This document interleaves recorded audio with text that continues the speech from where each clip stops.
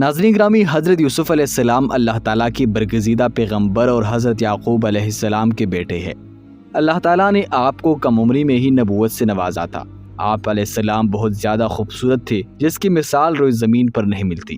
اگر آپ سے زیادہ اس روئے زمین پر کوئی ہستی خوبصورت ہے تو وہ ہے ہمارے پیارے نبی حضرت محمد صلی اللہ علیہ وآلہ وسلم۔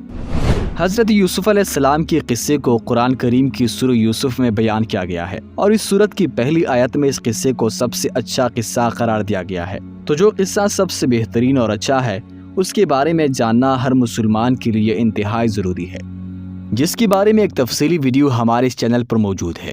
لیکن آج کی اس ویڈیو میں ہم آپ کو بتائیں گے کہ حضرت یوسف علیہ السلام کو دریائے نیل کے درمیان میں کیوں دفن کیا گیا تھا، اور 400 سال بعد حضرت موسیٰ علیہ السلام نے آپ کی میت کو دریائے نیل سے کیوں نکالا اور پھر کہاں لے کر گئی۔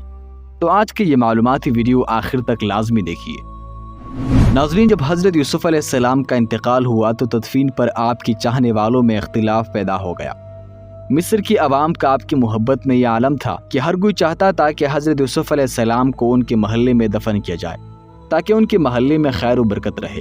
آخر میں اہلیان مصر اس بات پر راضی ہو گئے کہ آپ کو دریائے نیل میں دفن کیا جائے، تاکہ دریا کا پانی آپ کی قبر مبارک کو چھو کر گزرے اور تمام مصر والے اس سے برکت حاصل کریں۔ اس لیے آپ کی جسم مبارک کو سنگ مرمر کے صندوق میں بند کر کے دریائے نیل میں دفن کر دیا گیا۔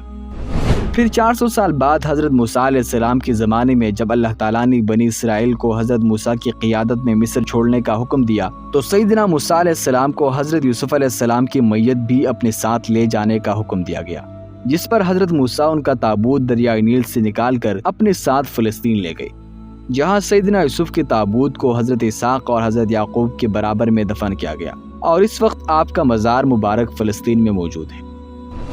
اکتوبر 2015 کو شرپسندوں نے حضرت یوسف علیہ السلام کی مزار کو نظر آتش کرنے کی کوشش کی۔ مغربی کنارے شہر نابلوس میں حضرت یوسف کے مزار کو جزوی طور پر آگ لگا دی گئی، جسے کچھ دیر بعد بجھا دیا گیا۔ نابلوس میں مزار کو لگائی گئی آگ کو فلسطینی فورسز نے بجھا دیا۔ اس دوران پتھر کی بنی اس قدیم عمارت کے کئی حصوں سے شعلے بلند ہوتے بھی دیکھے گئے۔ اس آتشزدگی کے لیے پیٹرول بم استعمال کیے گئے۔ فلسطین کے مقبوضہ مغربی کنارے کے شمال شہر نابلس میں اسرائیلی فوج اور پولیس کی نگرانی میں سینکڑوں یہودی آبادکاروں نے حضرت یوسف علیہ السلام کی مزار پر دھاوا بولا تھا اور اس مقدس مقام پر توڑ پھوڑ کی تھی، جس کے بعد بڑی تعداد میں فلسطینی شہری بھی وہاں پہنچ گئے تھے۔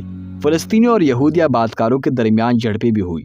اسرائیلی حلقے الزام لگاتے ہیں کہ مزار کو آگ لگانے والے فلسطینی ہیں، لیکن یہ بات بالکل واضح ہے کہ مزار کو آگ لگانے والے یہودی تھے۔ امید کرتا ہوں کہ آج کی یہ معلوماتی ویڈیو آپ کو پسند آئی ہوگی۔ اس طرح کی مزید ویڈیوز دیکھنے کے لیے ہمارے چینل کا وزٹ کریں، چینل کو سبسکرائب کر دیں اور ساتھ موجود بیل آئیکن کو بھی پریس کر دیں۔